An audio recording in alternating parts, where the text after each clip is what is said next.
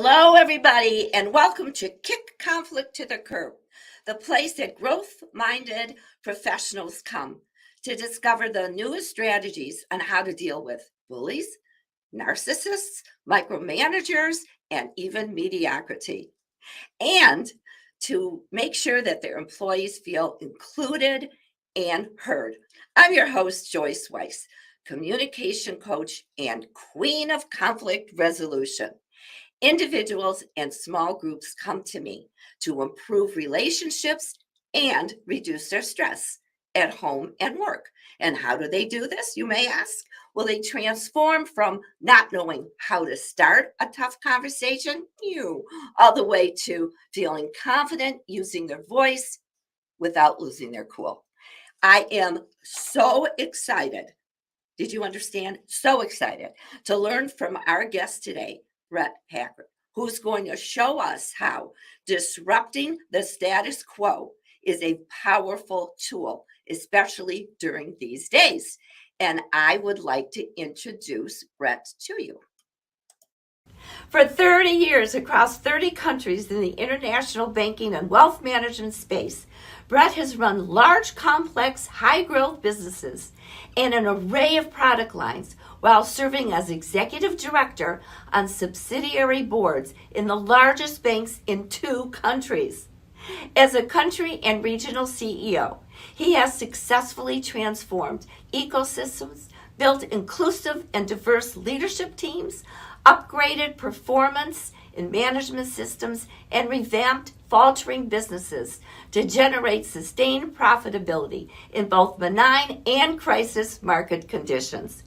Bret impacts others by helping them unleash their full potential to live in the first decile of performance. Here's a fun fact about Bret.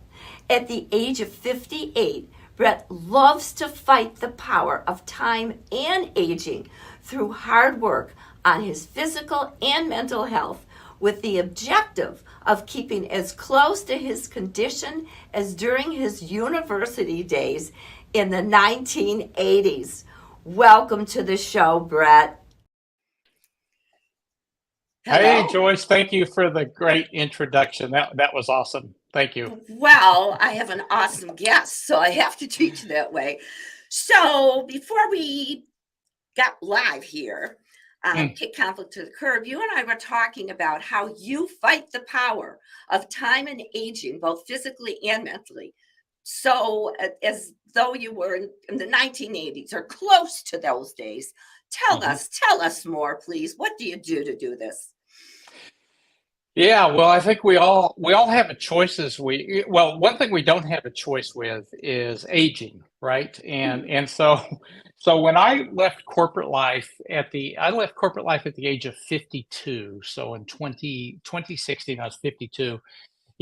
There's choices you can make when you leave corporate life. And I had left corporate life. My wife and I had made a personal decision to caretake for her parents full time. So that choice was that I could, and my job in that process was, believe it or not, it was hand washing dishes, doing the laundry, and preparing the meals each day for the 4 of us. And that was very different than living in airplanes and hotels, which I've been doing most of my 30-year career.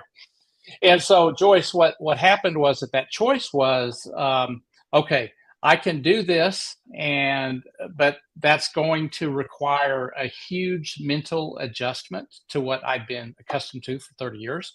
And it's also going to require a physical adjustment. What in the world am I going to do in between meals, in between dishes, et cetera? So I just actually set out on a mission to get in shape, and not just get in shape, but get in shape with getting 8 hours of sleep for the first time in my life, because to be honest with you, for 30 years, I'd get 3-4 hours of sleep. We made and my wife was with me on this as well. We made a conscious decision to eat healthy. So I eat a maximum 300 milligrams sodium per day diet. So just don't put the sauces on stuff, and watch what you eat, and eat a lot of greens. We're not vegetarians, but we basically eat healthy, and we reduce the salt and and the sugar intakes. And nowadays you can track things, right? So Oh, I consume less than 20 milligrams of sugar per day, and of added sugar per day. Eat a lot of fruits, and I get up at 5 o'clock, and I do 4 miles before 7:30 in the morning, and then I do the other wow. 3 miles before 12 noon my time. Today's a little different because I'm on with you live, and so I'll make up for that in the afternoon. But basically, that's the discipline that I have roughly 5 days a week. I don't do it 7 because I recognize I've had a couple of injuries in my ambition to live and feel younger, Mm-hmm. and Mm-hmm. involving 6 months ago a sprained ankle that put me out of commission for 4 months. Things take longer to heal as you get older. You That's don't what just they bounce back. say. Yeah. That's what, well, And yeah, thank it's you for crazy. that. Thank you Yeah. for that Mm. because you use the word choice maybe about 5 times in this Mhm. description, and that is what it is. I'm a movement queen. I mean, before you came on in the green room, I'm attached to my earplugs and in my chair. I was doing my happy dance to get that energy up. And well, welcome again. Now I'm going Right. to quote something that you wrote in one of the posts about the show. These are your words. Mhm. Whether you are building or transforming an ecosystem where teams can flourish, disrupting the status quo can be an effective tool to get on the right track. Tell us more, please. Yeah, so basically, I specialize and built the back end of my career off of actually transforming cultures. For some reason, I was branded as a Mr. Cleanup person. Hmm. So I got assigned to businesses in the Middle East and Africa that were in dire straits and needed to be transformed, not just on the P&L, but through every aspect of the business, primarily leadership, people. And the way to do that is through culture, or what I call ecosystem. So whether you're transforming an ecosystem, this is the job of a leader, is to make sure that an environment exists so that each person can perform at their potential. Ugh. And if you really dissect what I just said, Joyce, what that means is that, let's say you and I are peers on the same team. You have a different potential than I do, and that's okay. And one's not higher than the other; they're just different.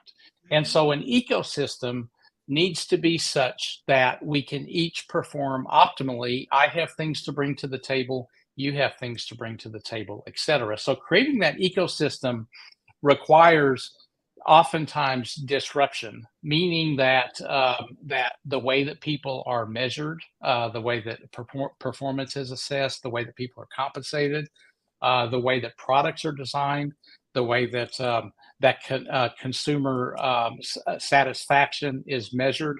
All of those different aspects into this, what I sum up as a people before profits Love mindset, it. which is Love it. the inverse of the 1970s, where it became really popular on shareholder first and profits at any cost. That is the fundamental root cause of most companies, big companies in the United States right now, that has triggered things like the Great Resignation and other big problems that exist, where there's a lot of talent sitting on the sidelines because they don't want to deal in a profits first culture. So putting people before profits and requires a lot of disruption. It disrupts shareholders. It Mhm. disrupts the middle management that typically resist a lot of change, and they're the ones that protect their territory. It disrupts those that discriminate, those that don't have an inclusive, diverse mindset. And so that's what I mean by disruption, is that looking at what's going to be important and what are the values going to be as you redesign the ecosystem so that everybody can perform at their potential. Oh, Brett, music to my ears. And we know that I'm going to say most, at least most of my clients, when they come to me, they leave because they didn't feel heard or respected. So when you Mm. talk about disrupting the status quo, one of my goals when I deal with leaders is to help them discover what it costs them if they don't resolve these conflicts. So thank you for that answer. So Sure. how do you, and this I found on your LinkedIn profile, which by the way, everybody go look Bret Packard up on LinkedIn. It's a great profile. Take Thank some you. of his ideas, not copy, but just you figure out. Hey, how can I copy him. make I believe. Wait, one thing, Joyce. Before you get on this point, Yes. I believe in use two words with me to everybody here. I'm looking you in the eye. Mhm. Steal shamelessly from whatever I share. That's why I do it. So you steal, don't feel guilty about it. Take it and Love run it. with it, because my mission is to impact the world as best I can. And you're doing it, obviously, big time. So thank you for that. Steal shamelessly. Say that 3 Mhm. times in a row.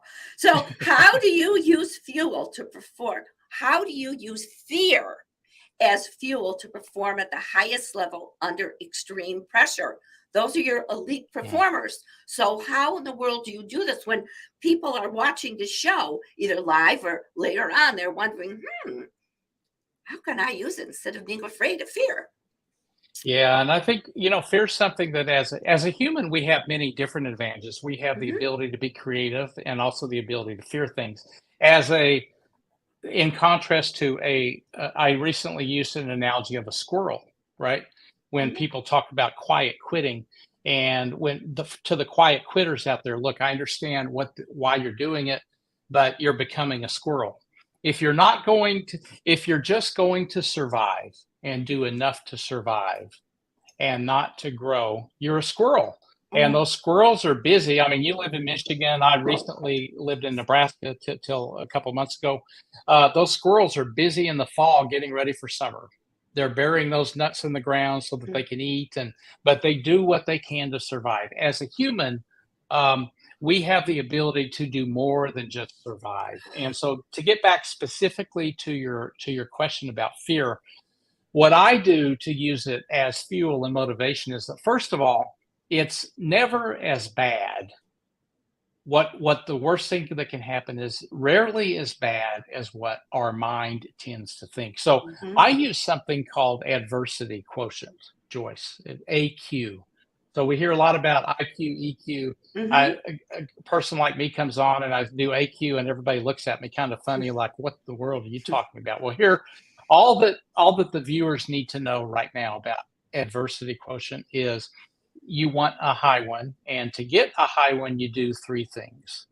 Number one is whatever the adversity is that is causing the fear, you don't blame yourself for that. There's a lot of self blame that goes on in this world and a lot of self victim mindset.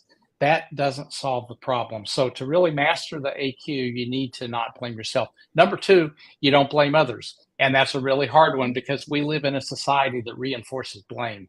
So, don't blame other people. Mhm. And number three, understand that whatever is causing the fear, the disruption, your ambition, if you're afraid to do something new, understand that uncertainty is limited in scope and duration, and it can be dealt with. So what that basically means, Joyce, is that 5 years from now, if you look back 5 years at your biggest fear, it probably did not come true, and that So will true. probably hold up in the future as well. So this type of mindset really helped me guide large teams in Asia during the Asian financial crisis in the late Mhm. 1990s. I was in Japan for 6 years, including 9/11 and the aftermath of that. This adversity quotient mindset helped us to continue to take the organization forward. And I was in the UK, and then later Mm. the Middle East and Africa during the global financial crisis that hit in 08, 09. So this mindset is universal, and it works in the pandemic era as well. So just don't play victim, don't play the blame game, and understand that you can deal with this. If you've got that type of mindset, then you can really focus on what you need to get done, and fear is minimalized. Ugh, Yeah. I love that answer, because victimization just doesn't do anything. And I always say, you want to feel sorry for yourself for a pity party, maybe 30 seconds. Then after Yeah. that, figure out what do I need to do to move beyond, because no one wants to come to your pity party unless Right. they are they really your friends? If they get something out of you, feeling sorry for yourself, well, that's my philosophy anyway. Yeah. So thank you for that. So what is one career strategy for those viewers who are managers so they can develop into leaders? What is one piece of advice that you can give to them? Well, wow. There's first Mhm. of all, probably not one. but I'll do my best to give a concept. How's that? Okay. So Yeah, why don't I wasn't expecting this question, but I'm glad it's a great question. Let's take the smartphone. good. Hmm. We all know, you know that feeling, Joyce, when you get this smartphone in the mail and you're kind of excited, right? At least I am. It's like, wow, I can't wait to turn this thing on. It's got all these great features Hmm. and all of this. So you pull it out of the box, you open it up, and oh, it feels great. This is awesome. You turn it on and you try to make a phone call. It's not going to work, right? Because the software isn't activated, the SIM card's not activated. You get the point. So a smartphone has two critical components to it. One is the hardware, Hmm. and number two is the software. So your question was the management. Think of the management as the beautiful piece of hardware. You've got to have it. You've got to understand compliance, the laws in the jurisdiction that you're working in. I worked across 30 countries, and I can tell you the regulations, a lot of them are very different. So that's all management. You've got to Hmm. understand that. Employment law, uh, you have extensive HR policy. So the laws are different in different countries. So you got to understand, you got to have the management down. You better understand your trade. Hmm. The software, that's your question. How do you become a leader? That's the programming inside the phone. So enough on the phone analogy. So one of the things that I help people do is to program that software. What does it mean? Well, one, it means an ecosystem. So is the ecosystem client centric? Is it employee centric?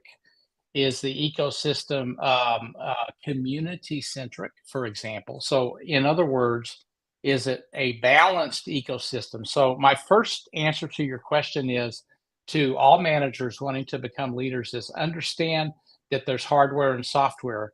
You have the hardware, hopefully. That's why you're a manager. Hopefully, you know your trade. But the part that you probably don't have, and this is the fundamental problem because people haven't been trained on what you need for the software. Some people don't even know that they need software because they're Correct. used to just being an individual contributor. So, Joyce, what I would say is if I'm going to give one answer, I would say learn how to engage teams well. Mm. And the way to do that is something that I call ALA: ask, listen, and act. So you go to different levels of the organization, you get to know the people, you connect with them, you ask them a lot of questions about what Hmm. are your biggest obstacles? What do you think that leadership should do to make your job easier? What do our customers think about this, et cetera, et cetera, et cetera? And then Hmm. listen, make sure you listen. Here's the mistake that most people make, Joyce. They get promoted to leadership and they go in and they start taking action, and their mindset is one of an individual contributor. So they're doing things that make sense to them because they're comfortable with that, but they tend to lose sight of what's happening on the ground and out there as well. So the sequence of ALA is really important. It's not the reverse act and then ask questions and listen. You need to ask questions, Hmm. listen, then act. Oh, and when my eyes were down, I wasn't looking at my phone to see how my hardware or software was. I wrote those down because Yeah. asking, listening, and acting. Mm, Viewers who want to become leaders, you know yourself, you have had leaders who don't ask, listen, or act. This right. is your time. You want to move?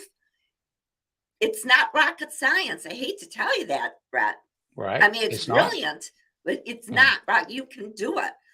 Now, mhm. I'm glad you weren't expecting that question. This is what I wanted to do for this discussion. So now, um, what motivates you to work with elite performers? Because those are your clients.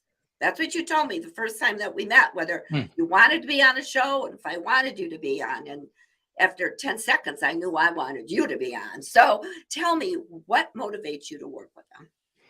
Yeah, I think the main thing is that, when the sun shines, Joyce, everybody does well. I had a boss one Mm, time. He was in New York, and I was in Japan at the time. One of my two bosses, and had a great local boss in Japan. She was amazing.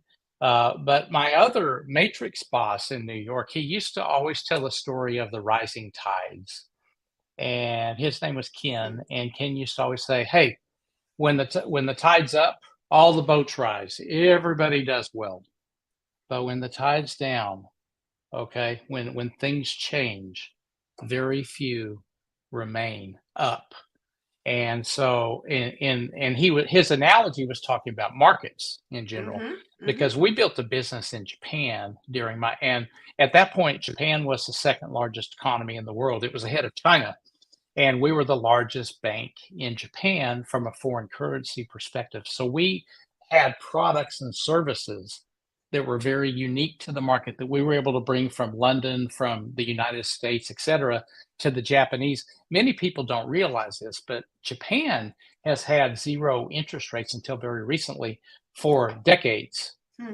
And a lot of people don't realize that. But so consumers there, and it has one of the highest savings rates in the world. So people would get zero return on their money. So we became relevant in that marketplace by bringing in these things as well. And his point to me, back to the case of the rising tides, when markets did well, everybody does well. When Sure. markets fall, usually everybody falls. But our business was rising. We had an inverse correlation when markets deteriorated. And so at that during that era that I was there, we actually did things that when the local market was declining, this was in the early 90s. You can go back and look at the Nikkei 225 index. Our business was soaring. So Hmm. people were scratching their heads saying, "How are you doing this? What's going on here?" And so back to your question, why do I do what I do? I love to help people that are top performers Mm-hmm. that want to stay there, because people get addicted to success.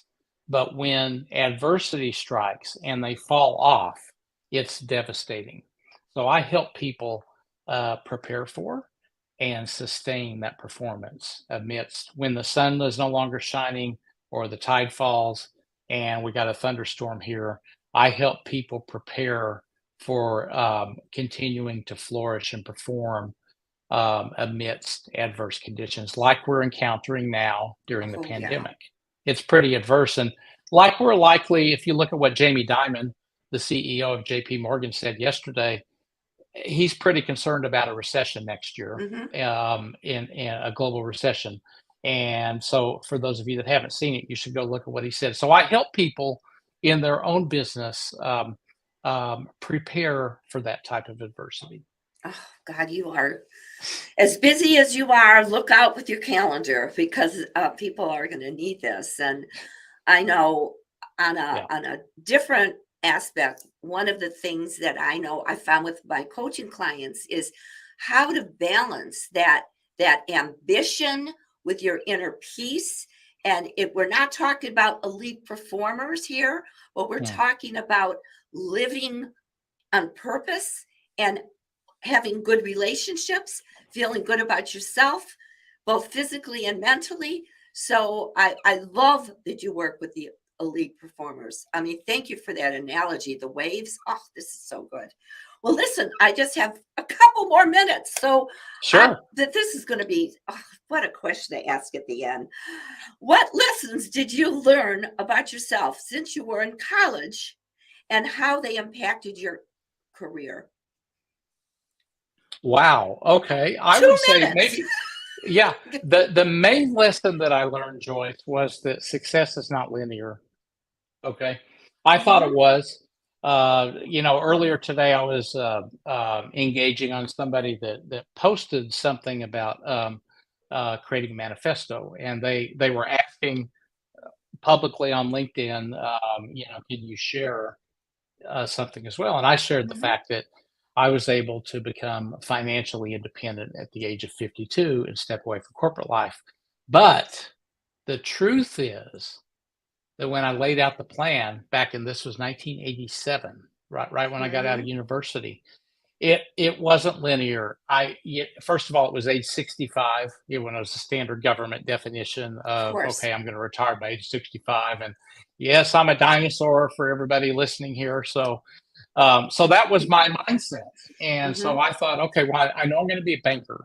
So I'm going to have to save this much, et cetera, et cetera. So finished way ahead of schedule, including having my portfolio wiped out through Citigroup. I worked for 19 years, got wiped out during just the company part of that stock option. So I made up all that, not just through earnings, but through conservative investing and the time value of money. Living within our means was the biggest principle that my wife and I did. Mhm. And so made it at 52. And then, but it wasn't linear. Okay. I just gave you an example of how some of the stock crashes, et cetera. So you become resilient, you make that up. The other thing that wasn't linear is that I didn't have in my original manifesto that I was going to be working across 30 countries and living in every major region of the world except for South America. That wasn't part of the plan. I didn't even think that I'd need a passport back when Hmm. that happened in 1987. But things do happen, and I also didn't know that when I switched companies after 19 years and went to work from an American company, British company, that I almost failed and got fired because I was an ineffective leader. And fortunately, I admitted that and learned leadership and learned about the software part that you asked about, Yes. and that saved my career. So that was anything but linear. I mean, that was a Mm-mm. failure. I was a failure. But boy, that last 10 years after I learned about that Mm. software, then that's why I was able Wow. to do it at 52, not at 65. Well, we came full circle from the phone to your own career and what you Mhm. learned. And thank you for being so authentic about this. Many people wouldn't. I was a failure. No, they can't say that. I mean, Right. I do. And when I used to be a speaker and I shared that 4,000 people walked out of one of my speeches, some of my colleagues said, "How can you share that?" I said, "That's funny." Once I became authentic, Brett, I Mhm. noticed that, wow, people connected. Well, listen, there I had to put two different tickers on this because there's so many ways that people can reach you. And I'm going to have another one. Tell us why they can reach you, what they will um what offers you have for them. And here's your LinkedIn, here's your Facebook, and now here is your Twitter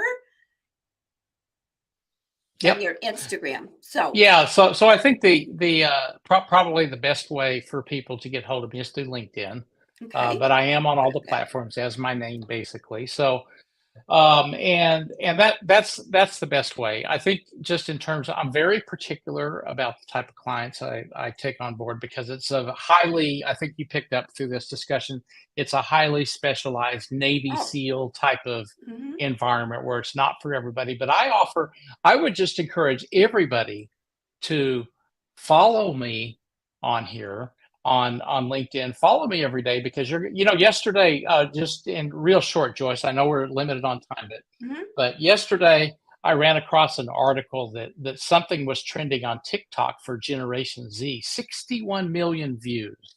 And these were a couple of millennials saying, "Hey, we're just lucky people."